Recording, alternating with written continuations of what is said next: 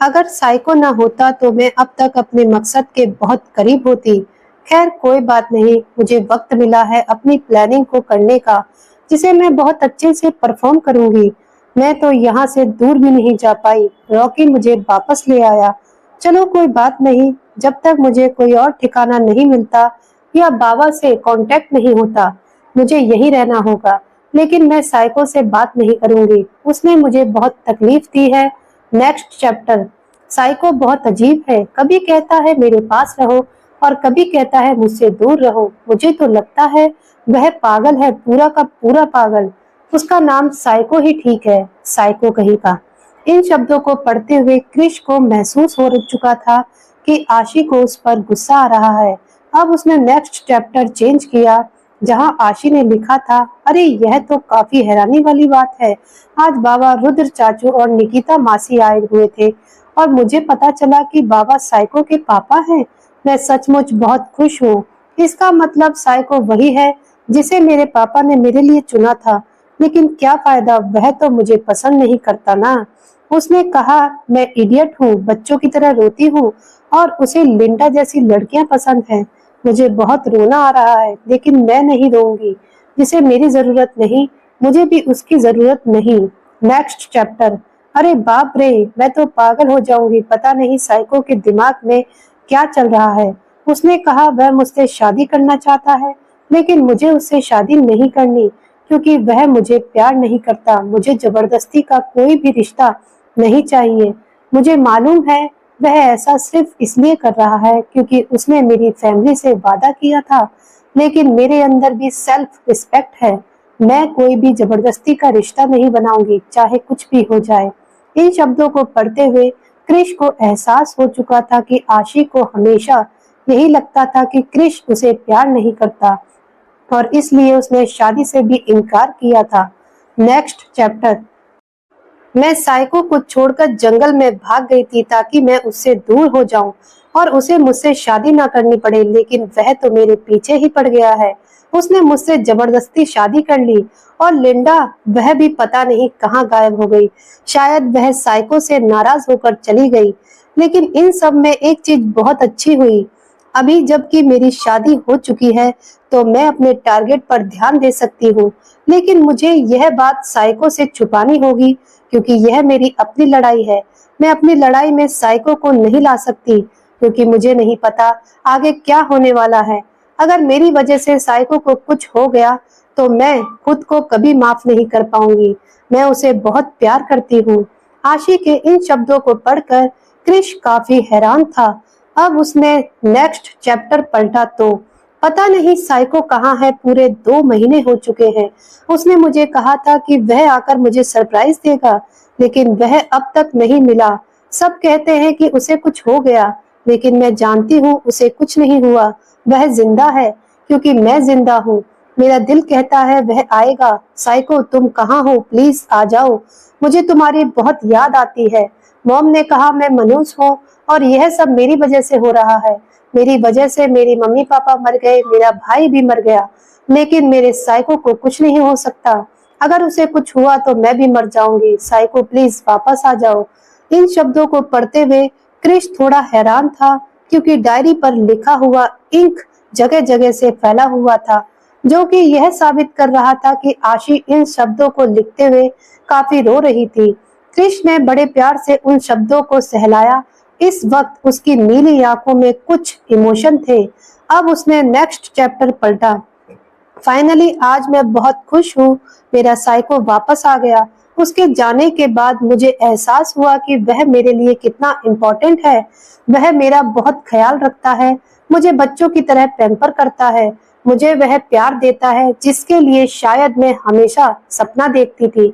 और इसीलिए मैंने फैसला लिया है कि मैं अपने बारे में साइको को कभी नहीं बताऊंगी।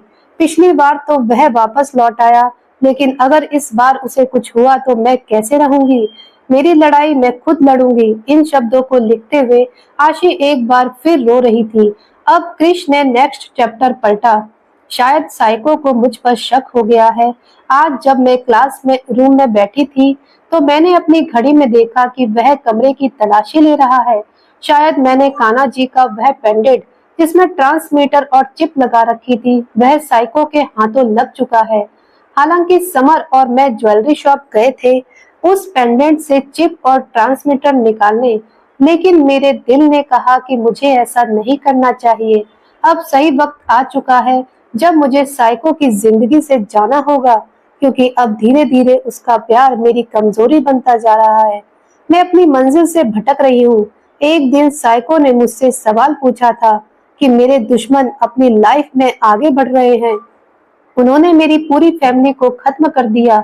यह जानने के बाद क्या मेरा खून नहीं खौलता? मैं उन लोगों को माफ कैसे कर सकती हूँ? यह सब कैसे भूल सकती हूँ? तो मेरा दिल किया कि मैं साइको को बता दूं, हाँ साइको, मेरा खून खौलता है। मैं उन लोगों को कभी माफ नहीं कर सकती और ना ही यह सब भूल सकती हूँ, और इसलिए शायद अब वक्त आ चुका है कि मुझे साइको की जिंदगी से दूर जाना होगा और अपनी मंजिल की तरफ अपना कदम बढ़ाना होगा।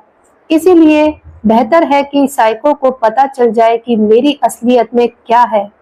शायद यह सब जानने के बाद वह मुझसे नफरत करे, लेकिन मुझे तो उसकी नफरत भी मंजूर है। और इससे पहले स्टेप है कान्हा जी का यह पेंडेंट और ट्रांसमीटर, इसलिए मैंने इसे निकाला नहीं। शायद ज्वेलरी शॉप वाले ने इसके बारे में साइको को सब बता दिया, जैसे कि मैं चाहती थी, क्योंकि उसे मुझ पर शक हो जाए। और फाइनली उसे शक हो गया है। वह काफी बदला बदला लग रहा है।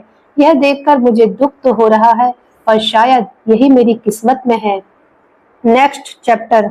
साइको को मुझ पर शक हो गया है, लेकिन फिर भी वह मुझे क्लियर कुछ पूछ नहीं पा रहा। लेकिन मैंने फैसला ले लिया है, मुझे क्या करना है। साइको को मुझे अपने दिल से निकालना होगा। मैं उसे वह दर्द नहीं दे सकती जिस दर्द में अब मुझे जिंदगी भर तड़पना है। मुझे अपनी मंजिल की तरफ कदम बढ़ाना होगा। मैं नहीं जानती मैं जो करने जा रही हूँ उसके बाद मैं वहां से जिंदा लौटकर आ भी पाऊंगी या नहीं। शायद मेरा और साइको का रिश्ता यही तक था। मुझे यह मुश्किल फैसला लेना ही होगा। इसलिए हम लोग हनीमून पर जा रहे हैं। शायद यह मेरा उसके साथ आखिरी दिन हो, लेकिन मुझे यह रात भी बहुत यादगार बनानी है। क्रिश इन शब्दों को पढ़ते हुए पूरी तरह हैरान था। अब उसने डायरी के अगले पन्ने को पलटा, लेकिन अब आगे के सारे पन्ने खाली थे। जिसे देखने के बाद क्रिश का चेहरा पूरी तरह डार्क हो गया था। उसने अचानक ही गुस्से से चिल्लाते हुए कहा, आह! इसका मतलब यह सब तुम्हारी सोची समझी प्लानिंग थी फायरफ्लाई। तुम जानबूझकर मुझसे दूर गई हो। तुम्हारी हिम्मत कैसे हुई? तुमने मुझसे झूठ बोला, मैं तुम्हें छोड़ूंगा नहीं। तुमने मुझसे खेलने की कोशिश की, मुझसे, क्रिश डेविडसन से। फायरफ्लाई कहते हुए क्रिश अचानक ही चीख पड़ा। वहीं दूसरी तरफ आशी, जो कि बिस्तर पर गहरी नींद में सोई हुई थी, अचानक ही हड़बड़ा कर उठी। साइको कहते हुए आशी के माथे से पसीना बह रहा था। वह जल्दी से बिस्तर से उतरकर बालकनी में जाकर चांद को देखने लगी। मुझे आज इतना अजीब क्यों लग रहा है? मेरा साइको ठीक तो है ना? कहते हुए आशी का दिल काफी बेचैन हो रहा था। अब वह चांद को देखते हुए दर्द भरी आवाज में गीत गाने लगी। ओ खुदा बता दे क्या लकीरों में लिखा, तेरे बिन जीना है, ऐसे दिल धड़का ना हो जैसे यह इश्क है। क्या दुनिया को हम समझाएं, कैसे अब दिलों की राहों में हम कुछ ऐसा कर जाएं, एक दूजे से बिछड़े तो सांस लिए बिना मर जाएं। ओ खुदा बता दे क्या लकीरों में लिखा। कहते हुए आशी की आंखों में आंसू थे और दिल में बेहिसाब दर्द था। अब आशी ने अपने कानों में पहनी हुई इयररिंग्स को निकालकर उसे देखते हुए चेहरे पर फीकी सी मुस्कान लिए कहा, तुम्हारी मोहब्बत को ठुकरा दिया मैंने, तुम्हारी जिंदगी से दूर चली आई, फिर भी तुमने मेरी चिंता करना नहीं छोड़ा ना। तुम इतने अच्छे क्यों हो साइको? तुम्हारी यही मोहब्बत मुझे कमजोर कर रही है। मैं तुम्हारी मोहब्बत के काबिल नहीं। भूल जाओ मुझे साइको, मैं तुम्हारी जिंदगी में वापस नहीं लौट सकती। कहते हुए आशी ने दर्द भरे दिल के साथ अपने उस इयररिंग्स को पैरों के नीचे रखकर सैंडल से मसल दिया।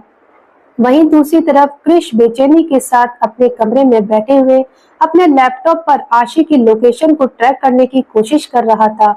यहाँ उसे कुछ ग्रीन कलर के सिग्नल मिल रहे थे, लेकिन अचानक ही वह सिग्नल तुरंत ही गायब हो गए। जिसे देखने के बाद क्रिश पूरी तरह हैरान था।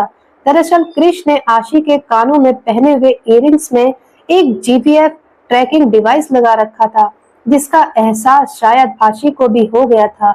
और अचानक ही सिग्नल जाने के बाद क्रिश का चेहरा गुस्से से काला पड़ने लगा। वह एक झटके में अपनी जगह से उठकर गुस्से से गरजते हुए लैपटॉप को उठाकर जमीन पर पटक देता है।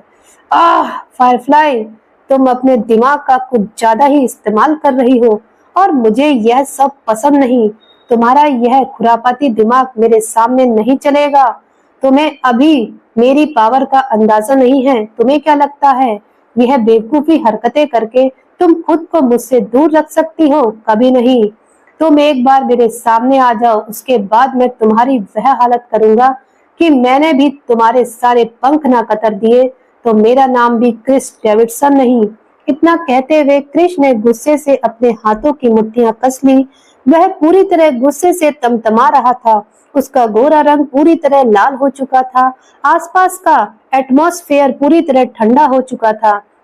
क्रिश का गुस्सा और चेहरे पर डार्क एक्सप्रेशन इस बात को बहुत अच्छे से जाहिर कर रहे थे कि वह कितने गुस्से में है। अब क्रिश ने गुस्से से अपने एक एक शब्द चबा चबा कर कहा, आई स्वेयर फायरफ्लाई, अगर तुमने कुछ भी उल्टा सीधा करने की कोशिश की तो मैं तुम्हें मार दूंगा। आई विल किल यू, समझी तुम? अब क्रिश अपने हाथों का पंच बनाते हुए धीरे धीरे अपने सर को ठोक रहा था। कभी अपने बालों में हाथ चला रहा था तो कभी अपने माथे पर आ रहे कोल्ड एक्सप्रेशन की लकीरों को अपनी उंगलियों से रगड़ते हुए खुद को कूल डाउन करने की कोशिश कर रहा था। गुस्से के मारे उसका दिमाग पूरी तरह फटने की कोशिश कर रहा था, जिसे वह बस किसी तरह कंट्रोल कर रहा था। क्रिश का ऑरा इतना खतरनाक था कि इस वक्त अगर उसके सामने कोई होता तो वह पक्का उसे गोली मार देता। मैं अपने दिमाग पर जोर देते हुए इधर उधर घूम रहा था और कुछ सोचने के बाद उसने तुरंत ही अपना मोबाइल निकाला और लगातार न जाने कहां कहां फोन लगा रहा था। उसने तुरंत ही राका को कॉल किया और लगभग गरजती हुई आवाज में दहाड़ते हुए कहा, राका, 2 घंटे के अंदर मेरे सामने हाजिर हो और किसी भी कीमत पर पता लगाओ मेरी फायरफ्लाई कहाँ है।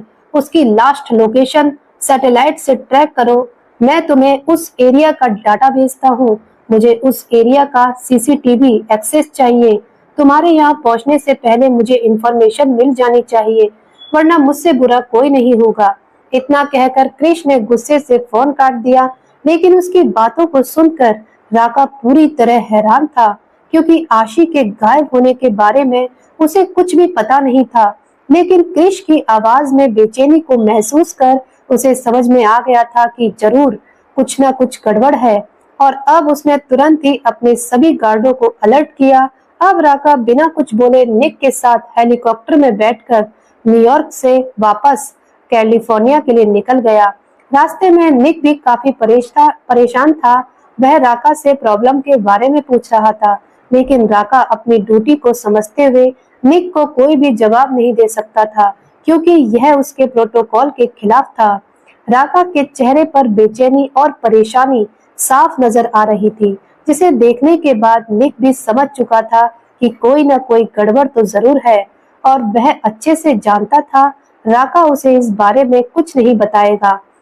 अच्छी बात यह थी कि निक के प्रोजेक्ट से रिलेटेड उसकी मीटिंग भी थोड़ी देर पहले ही खत्म हुई थी। वहीं दूसरी तरफ क्रिश बेचैनी में किसी को कॉल करता है और उस पर लगभग चिल्लाते हुए बोला, पता करो युवान खन्ना और विवान खन्ना कहाँ है, उसकी लास्ट लोकेशन कहाँ देखी गई है और इस वक्त वह क्या कर रहे हैं। मुझे उनकी पल पल की इंफॉर्मेशन चाहिए, किसी भी कीमत पर। इसके बाद क्रिश ने तीसरी जगह कॉल की, हेलो जीवा, फायरफ्लाई गायब है और मुझे शक है कि वह युवान खन्ना के हाथों लग चुकी है। क्रिश की बातों को सुनकर जीवा यानी कि अंश पूरी तरह हैरान रह गया। उसने क्रिश को शॉकिंग रिएक्शन देते हुए कहा, व्हाट, आशी गायब है? लेकिन ऐसा कैसे हो सकता है? वह तो तुम्हारे साथ थी ना। तो फिर कुछ मत पूछो, फिलहाल तुम बस इतना ध्यान दो कि हमें आशी का पता लगाना होगा। इससे पहले कि उसे कोई खतरा हो, तुम्हें जैसे ही उसकी इंफॉर्मेशन मिलती है मुझे इन्फॉर्म करो। और हाँ, युवान खन्ना की हरकतों पर नजर रखो। मुझे फायरफ्लाई चाहिए किसी भी कीमत पर। कहते हुए क्रिश ने कॉल डिस्कनेक्ट कर दिया और क्रिश की बातों को सुनने के बाद अब अंश भी पूरी तरह परेशान था। आशी युवान खन्ना के हाथों अगर ऐसा हुआ तो बहुत प्रॉब्लम हो जाएगी। युवान खन्ना उसे 1 मिनट में खत्म कर देगा। नहीं नहीं, मैं ऐसा नहीं होने दूंगा। मुझे आशी का पता लगाना होगा किसी भी कीमत पर। इतना कहते हुए अंश ने भी अपना मोबाइल निकाला और वह अपने इन्फॉर्मर के जरिए युवान खन्ना का पता लगाने लगा। अब क्रिश से कमरे से बाहर निकल ही रहा था कि तभी उसकी नजर टेबल पर रखे हुए आशी की छोटी सी फोटो पर गई, जिसमें वह बहुत ही क्यूट लग रही थी। वह क्रिश की पीठ पर किसी बच्चे की तरह लटकी हुई थी और अपना चेहरा साइड करके वह क्रिश के चेहरे की तरफ देख रही थी। इस फोटो में क्रिश के चेहरे पर घूरने वाले एक्सप्रेशन थे, जिसे वह आशी को उसकी नादान हरकतों के लिए धमकाने की कोशिश कर रहा था। और फोटो एक एंगल कुछ ऐसा था जैसे मानो किसी ने छुपकर दोनों की फोटो निकाली हो। आसपास बहुत सारे फूल और पौधे थे, जिसे देखकर सब पता चल रहा था कि यह गार्डन की फोटो है। यह फोटो बहुत ही ज्यादा क्यूट लग रही थी, जिसमें आशी किसी शरारती बच्चे की तरह लग रही थी। क्रिश की नजर इस फोटो पर पड़ते ही क्रिश के चलते हुए कदम रुक गए और उसने झटके से उस फोटो को अपने हाथ में उठाकर उसने गरजते हुए गुस्से से अपने एक एक शब्द चबा चबा कर कहा, फायरफ्लाई, जितना उड़ना है उड़ लो। अब तुम्हें एक बार फिर मेरे पिंजरे में कैद होना होगा और इस बार तुम एक नया साय को देखोगी। बहुत शौक है ना तुम्हें मुझसे दूर जाने का, तो मैं भी देखता हूँ तुम कितनी देर तक मुझसे दूर रहती हो। Just wait and watch. इतना कहकर क्रिश ने उसके फोटो को बेड पर फेंक दिया और तेज कदमों के साथ कमरे से बाहर चला गया। वहीं लगभग 2 घंटे बाद राका अपने कुछ इंस्ट्रूमेंट के साथ जिस इलाके में लास्ट टाइम आशी देखी गई थी उस जगह की सीसीटीवी फुटेज ढूंढ रहा था कि तभी एक पेज में उसे कुछ लोग नजर आए, जिन्होंने लगभग लेपर्ड प्रिंट जैसे कमांडो ड्रेस पहन रखी थी। सर पर मैचिंग कैप, आंखों पर गोगल्स और कंधों पर कुछ गन लदे हुए थे। वह कहीं के वेल ट्रेन्ड कमांडो लग रहे थे और उनके ग्रुप में ठीक ठाक उन्हें एक व्हाइट शर्ट और ब्लैक पैंट, आंखों पर गोगल्स लगे काफी स्ट्रॉन्ग ऑरा के साथ एक शख्स दिखाई दे दिया, जिसने अपनी बाहों में ब्राइडल स्टाइल में आशी को होल्ड कर रखा था। आशी जो कि उसकी बाहों से बचने के लिए हाथ पैर मारते हुए खुद को आजाद करने की कोशिश कर रही थी, लेकिन फुटेज में साफ दिख रहा था कि वह शख्स इतना स्ट्रॉन्ग था कि आशी को खुद को उसकी बाहों से छुड़ा नहीं पा रही थी। फिर वह शख्स आशी को अपनी बहुत ही लंबी सी गाड़ी के पीछे की सीट पर बैठाता है और खुद भी उसके साथ गाड़ी में बैठकर तुरंत ही वहां से निकल गया। उस शख्स के जाने के बाद कमांडो की लगभग 2 गाड़ी आगे और 2 गाड़ी पीछे उसे प्रोटेक्ट कर रही थी। देखते ही देखते वह गाड़ी हवा से रफ्तार के साथ वहां से गायब हो गई और इस इंसान को देखते ही राका को 1 सेकंड नहीं लगा यह पहचानने में कि यह शख्स कोई और नहीं बल्कि युवान खन्ना है और आशी को वह अपने साथ ले गया है। यह देखने के बाद राका के माथे से पसीना बहने लगा। उसने घबराते हुए अपनी नजर उठाकर सामने गुस्से से इधर उधर टहल रहे क्रिश की तरफ देखा, जो कि न जाने फोन पर किसी से मैसेज पर कोई बात कर रहा था कि तभी उसने अचानक ही पलटकर अपनी नीली नजरों से राका को घूर कर देखा। मुझे घूरना बंद करो और बताओ कुछ पता चला, कहाँ है मेरी फायरफ्लाई? इन शब्दों को क्रिश ने लगभग दहाड़ते हुए कहा था, जिसे सुनकर राका तुरंत ही घबरा गया और उसने अपनी लड़खड़ाते हुए शब्दों में कहा, किंग, वह दरअसल क्वीन। बकरी की तरह मिमियाना बंद करो। I want clear answer. कहाँ है आशी, बताओ। कहते हुए क्रिश लगभग उसके ऊपर चीख पड़ा, जिसे सुनकर राका ने अचानक ही कांपते हुए बोला, किंग, आपका शख्स सही निकला। क्वीन को युवान खन्ना अपने साथ ले गया है। प्रॉब्लम यह है कि उन लोगों की फोटो सिर्फ एक सीसीटीवी कैमरे में है। इसके अलावा वहां के सारे सीसीटीवी कैमरे ब्लैंक हो चुके हैं। यानी कि युवान खन्ना अच्छे से जानता था कि आप क्वीन को ढूंढने की कोशिश करेंगे और उसने एक कैमरे को छोड़कर बाकी सब ब्लैंक कर दिए। इसका मतलब कि तभी क्रिश गुस्से से अपने शब्दों को चबाकर दांत पीस कर बोला, इसका मतलब वह चाहता है कि मैं उसे ढूंढने की कोशिश करूं और वह मुझे सीधे सीधे चैलेंज दे रहा है। युवान खन्ना, बहुत पढ़ निकल आए हैं तेरे। सिर्फ अपने बाप की पावर पर तुझे लगता है कि तू ड्रैगन किंग से टकराएगा और जीत जाएगा। यह तेरी जिंदगी की सबसे बड़ी भूल है। तूने जिसे हाथ लगाया है वह ड्रैगन किंग का जुनून है और उसके जुनून को छूने की सजा मौत से भी बदतर होगी। मैं तुझे देख लूंगा। I will kill you bustard. कहते हुए कृष ने लगभग गुस्से से दहाड़ते हुए वहां पास में रखा हुआ एक कांच का टेबल, जो कि काफी भारी भरकम था, एक सेकंड में हवा में उठाकर जोर से जमीन पर दे मारा। इसके बाद वह कांच का टेबल चुटकियों में चकनाचूर हो गया। कृष का गुस्से से खतरनाक काला चेहरा देखकर तो राका भी कांप रहा था। वह बेचारा अपना सलाइवा घूट रहा था, क्योंकि कृष सचमुच बहुत खतरनाक लग रहा था। कि तभी कृष ने लगभग राका को बुलाते हुए चिल्लाकर कहा, 2 घंटे, सिर्फ 2 घंटे हैं तुम्हारे पास। युवान खन्ना इस वक्त कहाँ है? कहीं से भी इंफॉर्मेशन लाकर दो मुझे, और अगर तुम ऐसा नहीं कर पाए तो खुद को गोली मार लेना, वरना मेरी दी हुई मौत मौत से भी बदतर होगी। इतना कहकर कृष गुस्से से वहां से निकल गया और कृष के ऑर्डर को सुनकर तो राका के हाथ पैर ठंडे पड़ रहे थे। वह घबराते हुए जल्दी से अपना लैपटॉप लेता है और कानों में ब्लूटूथ के जरिए अपने लगभग सभी लोगों को ऑर्डर देते हुए बोला, चारों तरफ फैल जाओ। युवान खन्ना कहाँ आता है, कहाँ जाता है, पिछले 1 हफ्ते में वह कहाँ कहाँ गया, मुझे पूरी इंफॉर्मेशन दो। उसकी करंट गर्लफ्रेंड से लेकर जितनी भी मिस्ट्रेस हैं, सबकी इंफॉर्मेशन मुझे आधे घंटे के अंदर चाहिए। अंडरस्टैंड? यस सर, हम पूरी कोशिश करेंगे। कोशिश नहीं, मुझे रिजल्ट चाहिए। कहते हुए राका ने उन लोगों का कॉल डिस्कनेक्ट कर दिया और अब राका परेशान होते हुए अपने आप से बोला, ओ गॉड, किंग को इतने गुस्से में मैंने कभी नहीं देखा। ऐसा लगता है जैसे क्वीन न मिली तो वह सब कुछ जलाकर राख कर देंगे। पता नहीं इस बार क्या होगा। क्वीन, क्यों चली गई आप?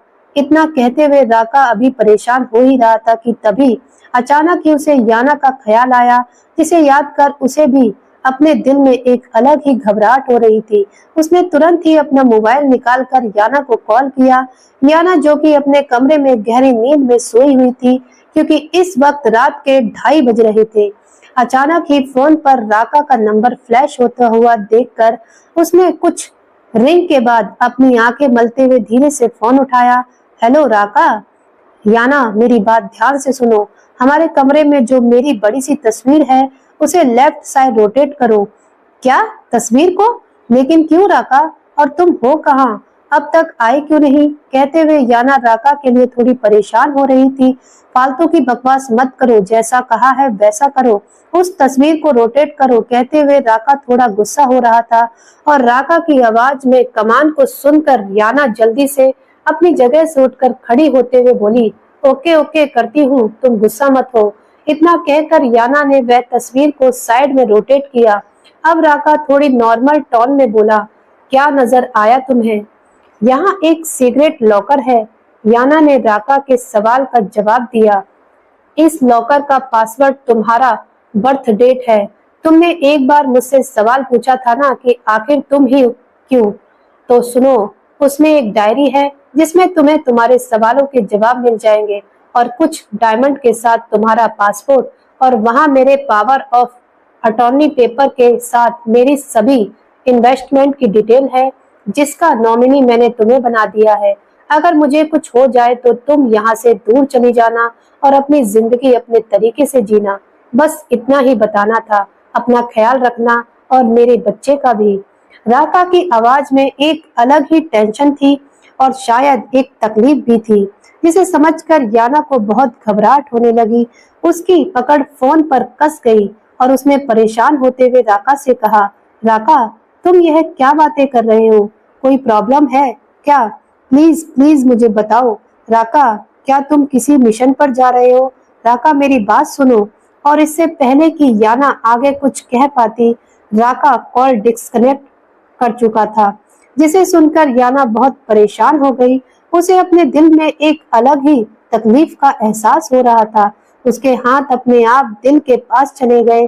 उसे बहुत डर लग रहा था। हेलो हेलो राका, राका? लेकिन अब सामने से कोई जवाब नहीं आने वाला था। अब जाने अनजाने याना की आंखों में आंसू बहने लगे और वह अचानक ही बेड पर बैठ गई। उसे ऐसा लग रहा था जैसे अब उसमें खड़े होने की हिम्मत नहीं थी। राका की अजीब बातें उसके कानों में गूंज रही थी।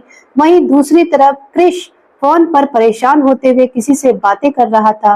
कुछ पता चला उसके बारे में? कहाँ है वह? क्रिश की बात को सुनकर सामने से अंश उसे जवाब देता है। फिलहाल वह कहाँ है यह तो इन्फॉर्मेशन नहीं मिली, पर मुझे खबर मिली है युवान खन्ना के पर्सनल बॉडीगार्ड ने मंदिर से एक पंडित और एक मैरिज रजिस्ट्रार को किडनैप किया है। आई थिंक वह उससे शादी करने वाला है। और सबसे बड़ी बात यह है कि आशी उसके हाथ लग चुकी है। इस बारे में विवान खन्ना को कुछ पता नहीं है, क्योंकि अगर ऐसा होता तो विवान खन्ना कोई ना कोई एक्शन जरूर लेता। लेकिन वह शांत है, इसका मतलब है युवान खन्ना के दिमाग में अपना कोई प्लान चल रहा है। मैंने पता लगाया है पिछले कुछ दिनों में विवान खन्ना के किसी भी अड्डे पर युवान खन्ना का आना जाना नहीं हुआ। इसका मतलब साफ है कि वह अपने डैड के इलाके को छोड़कर अपने किसी सीक्रेट प्लेस में आशी के साथ है और वह नहीं चाहता कि इस बारे में उसके डैड को कुछ भी पता चले। जैसा कि हम जानते हैं विवान खन्ना ने आशी को मारने का साफ ऑर्डर दे रखे हैं, लेकिन अगर युवान खन्ना उसे बचा रहा है तो इसका मतलब भी साफ है कि वह नहीं चाहता कि आशी को कोई खतरा हो या उसकी जान जाए, बल्कि इसका मतलब यह है कि वह उसे अपना बनाना चाहता है। उसकी इतनी हिम्मत कि वह मेरी फायरफ्लाई को अपना बनाएगा। मैं उसकी जान ले लूंगा। कहते हुए क्रिश की आंखों में एक अलग ही आग थी। उसका दिमाग लगभग फटने को हो गया था। उसके खून में उबाल आ रहा था। उसका चेहरा काफी शैतान की तरह डार्क हो गया था। आसपास का एटमॉस्फेयर पूरी तरह ठंडा था। एक जीता जागता काला शैतान लग रहा था, मानो जैसे सचमुच ड्रैगन किंग अपने मुंह से बोल रहा हो। इस वक्त फोन पर अंश भी क्रिश की आवाज में वह खतरनाक वॉइस को नोटिस कर सकता था कि तभी क्रिश ने अंश को ऑर्डर देते हुए कहा, युवान खन्ना के जितने भी प्रॉपर्टी है मुझे उसकी डिटेल आधे घंटे में चाहिए। उसके फ्रेंड्स और फैमिली की डिटेल के साथ उसकी प्रॉपर्टी की भी डिटेल आधे घंटे में मुझे मेरे टेबल पर चाहिए। हर एक छोटी से छोटी प्रॉपर्टी, अंडरस्टैंड? और यह सुनकर अंश हाँ में सर हिलाते हुए बोला, ऑफ कोर्स मिल जाएंगे। और क्रिश ने तुरंत ही कॉल डिस्कनेक्ट कर दी। अब क्रिश अपने कमरे की बालकनी में खड़े होकर कुछ सोच ही रहा था, तभी अचानक ही उसके मन में कुछ क्लिक किया। उसने तुरंत ही रुद्र को कॉल करते हुए उससे कुछ बातें जानने की कोशिश की। मिस्टर सिंघानिया, क्या आप मुझे बता सकते हैं आपकी कंपनी की पार्टनरशिप के तौर पर मेरी फायरफ्लाई के हिस्से में कितनी प्रॉपर्टी है? क्रिस के इस सवाल पर जवाब रुद्र, जो कि काफी गहरी नींद में था क्योंकि उसे आशी के गायब होने के बारे में कुछ भी पता नहीं था, बिना ही कुछ सोचे समझे बस एक झटके में दे दिया, यही कुछ 8500 करोड़। लेकिन तुम यह सब क्यों पूछ रहे हो क्रिश? बस ऐसे ही आपको मेरा एक काम करना होगा। आप अपनी बोर्ड ऑफिस डायरेक्टर की मीटिंग बुलवाइए। आगे आपको क्या करना है वह मैं बताऊंगा।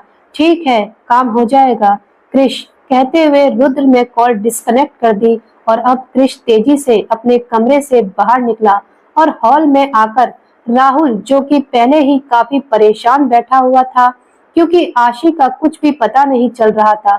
इस वक्त रात के लगभग 3:30 बज रहे थे, लेकिन इसके बावजूद डेविडसन विला में आज कोई भी सोया नहीं था क्योंकि सबकी रातों की नींद उड़ी हुई थी। राहुल के सामने आकर कहा, डैड मुझे आपसे कुछ बात करनी है।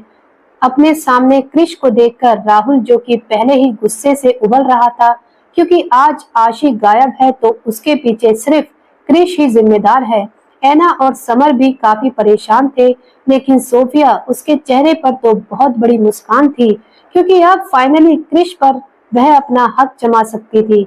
राहुल गुस्से से खड़ा होकर क्रिश पर लगभग चिल्लाते हुए बोला, लेकिन मुझे तुमसे कोई बात नहीं करनी।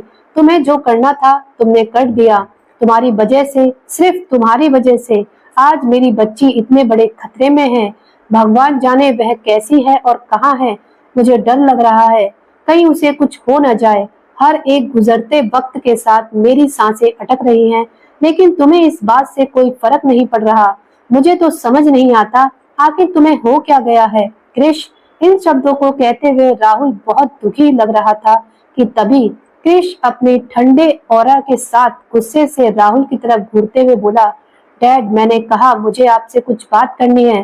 बेहतर होगा आप और समर मेरे साथ चलिए।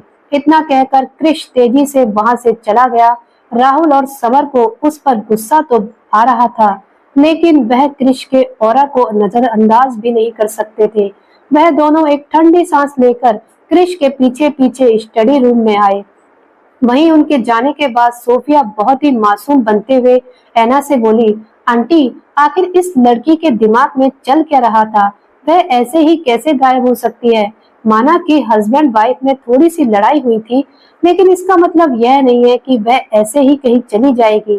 क्या उसे इस घर की इज्जत की और आप लोगों की फीलिंग की कोई कदर नहीं है?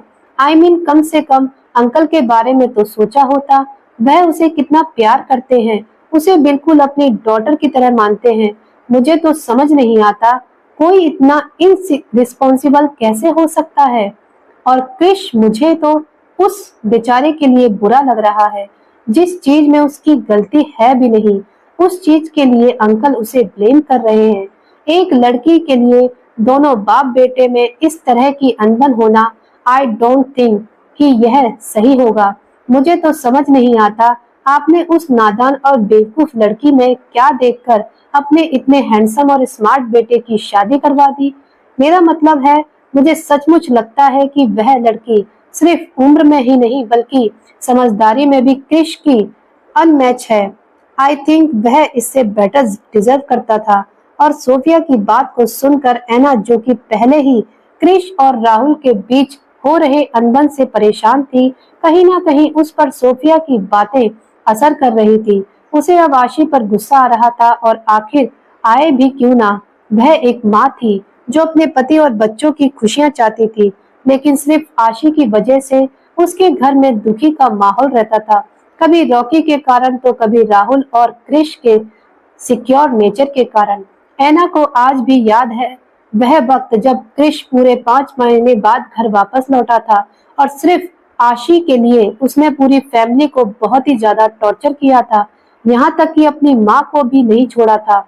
और इस चीज को याद करके ऐना को सचमुच बहुत गुस्सा आ रहा था कि तभी निक, जो कि हॉल में बैठे हुए उन दोनों की बातें सुन रहा था, ऐना के चेहरे पर गुस्से भरे एक्सप्रेशन को देखकर वह समझ चुका था कि सोफिया अपनी चाल में अच्छे से कामयाब हो रही है, जो चीज शायद आज निक को भी अच्छी नहीं लग रही थी। निक तुरंत ही आशी को डिफेंड करते हुए सोफिया को लगभग डांटते हुए बोला, सोफिया, क्या बकवास कर रही हो? यह हस्बैंड और वाइफ के बीच का मैटर है, तुम इसमें ना ही पढ़ो तो बेहतर होगा। मैं बहुत अच्छे से जानता हूँ कि तुम क्या चाहती हो, लेकिन एक बात याद रखो, इस तरह की चीप हरकतें करके तुम मेरे भाई को हासिल नहीं कर सकती। वह ड्रैगन किंग है, उसे तुम्हारी जैसी चालाक लोमड़ी अपनी मुट्ठी में नहीं कर पाएगी। मेरा भाई उससे चाहे कितनी भी नफरत करे, लेकिन प्यार भी सिर्फ उसे ही करता है। इसलिए अपना दिमाग लगाना बंद करो, समझी तुम? वरना अगर क्रिश ब्रो को पता चला तो पता नहीं तुम्हारा क्या हाल करेंगे। तुम अभी जानती नहीं हो उसे। और निक की बात को सुनकर सोफिया का मुंह बन गया। वह जैसे ही निक को कुछ कहने वाली थी कि तभी ऐना निक को डांटते हुए बोली, निक, माइंड योर लैंग्वेज। यह कौन सा तरीका है बड़ों से बात करने का? मैंने तुम्हें ऐसे संस्कार नहीं दिए। तुम क्रिश बनने की कोशिश मत करो। माफी मांगो सोफिया से।